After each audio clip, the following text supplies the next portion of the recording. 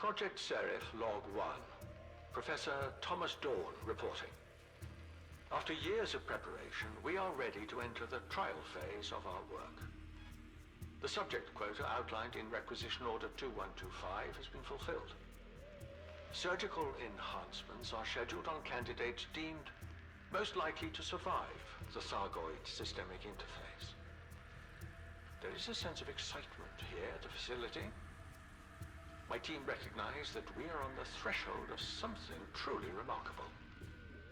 While our competitors chase rumors and run lab tests on curious probes, we are working towards the first human-piloted Thargoid vessel. Of course, our research here will be the first of many such projects. This hostile race has plagued human space for hundreds of years. These creatures, so foreign, so fundamentally alien in every aspect, have sought to dominate us. The technology used in these attempts has been devastating.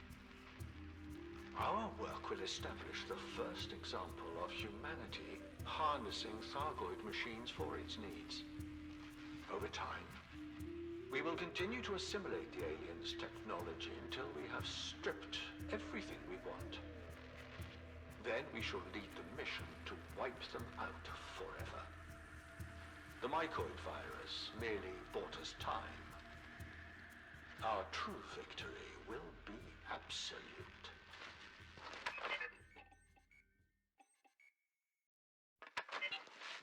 Project Seraph Log 6, Professor Thomas Dawn reporting. Today, my team completed the first live tests of human integration with a Thargoid ship. Subject A1 entered the Thargoid vessel at 0800 and initiated the interface procedure with assistance from the witnessing Dr. Pierce and Dr. Hamlin. A1's vital signs were stable for 43 seconds, at which point there was a major electrical surge through the central nervous system. Both witnesses observed the subject suffer a violent seizure which ultimately proved fatal. The Thargoid vessel appeared unaffected. The next 5 tests were similar in outcome. While unfortunate, our analysts were able to identify where this surge originates. Subject A7 showed more promise, again witnessed by Pierce and Hamlin. Adjustments were made to A7's spinal port to suppress the energy surge. 45 seconds after initiation, an electrical spike occurred which remained within safety limits. A7 reported some discomfort, but was able to proceed with vessel initiation. At this point, the Thargoid vessel emitted a low whine, I suppose. Signs of activity briefly flickered on the hull's external frame. Both witnesses reported A7 crying out once before expiring, whereupon the vessel returned to a dormant state. Dr. Pierce is adamant the subject said, "It won't let me," but Dr. Hamlin could not confirm this. We're still waiting for telemetry on A7's test to determine exactly what killed the subject. Adjustments will be made to the next test subject in response to these findings.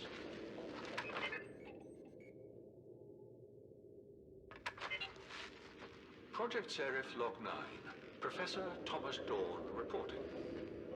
The 4th day of testing has concluded. The further revisions to our surgical couplings are finally beginning to show promise. My team isolated a systemic membrane in the Thargoid design, which acts as a defense mechanism akin to a software firewall. While we were able to theorize a way to counteract this mechanism, there was one variable which could not be defined without a live test. Subject D1's primary neural implant was calibrated accordingly. I regret that D1's test ended poorly, but we received the information we needed.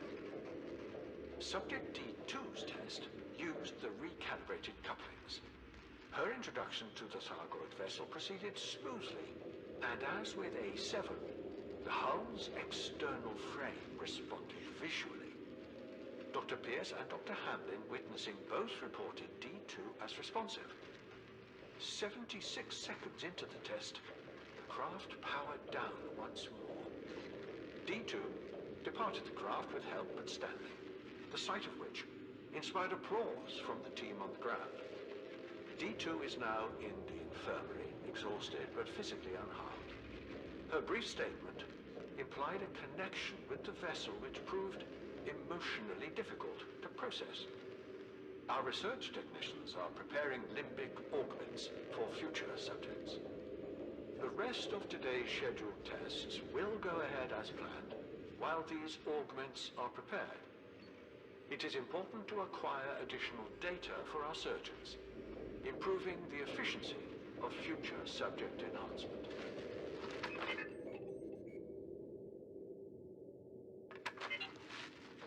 Project Seraph, Log 14, Professor Thomas Dawn reporting. There has been considerable progress in our work.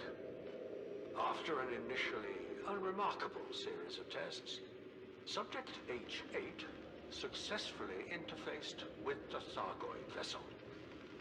93 seconds into the test, the craft moved approximately 18 feet from its docking props and hovered in place.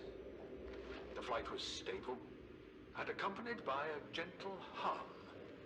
I would describe the sound as subdued, as though the vessel had been brought to heel at last.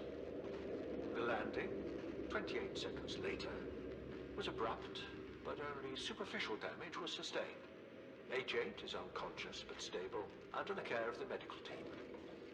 Dr. Hamlin and Dr. Tao, witnessing, were shaken but unharmed. Subject H9's test has been postponed while the Thargoid ship is returned to its dock. The whereabouts of D2 remains unconfirmed. She may be a stowaway. The only ship to have departed recently belongs to one Commander Heifert, following a delivery of potential subjects. Captain Stenson believes the commander is complicit, but I am not convinced. Heifert lacks the character to betray us and is quite aware of the consequences for doing so. Regardless, Black Flight operatives are already tracking him down.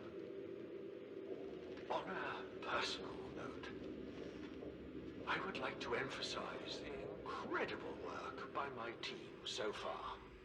Each day brings us closer to the assimilation of our enemy's primary asset, their technological secrets.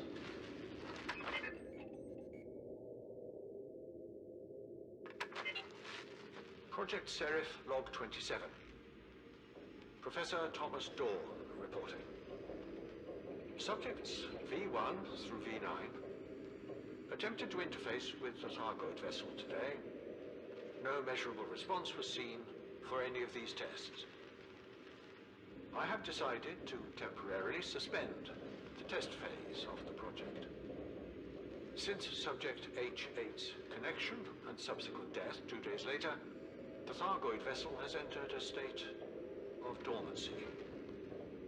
It is as though all internal power sources are spent. We may as well be plugging our subject into a rock. A new Thargoid craft is required if our work here is to continue. I have identified a suitable system to begin our search. Black Flight operatives will depart shortly, in advance of our research party. The recent report of a commander encountering a Thargoid vessel in the Pleiades is intriguing. I only hope this was not a singular event, or some misunderstood data. Thargoid vessels scouting human space would significantly improve our chances of capturing one of their ships. Our time frame is likely to be slashed, of course. I fear our limited success is worth a few more years at best. The Witch will not be pleased with the lack of tangible results, despite our initial progress.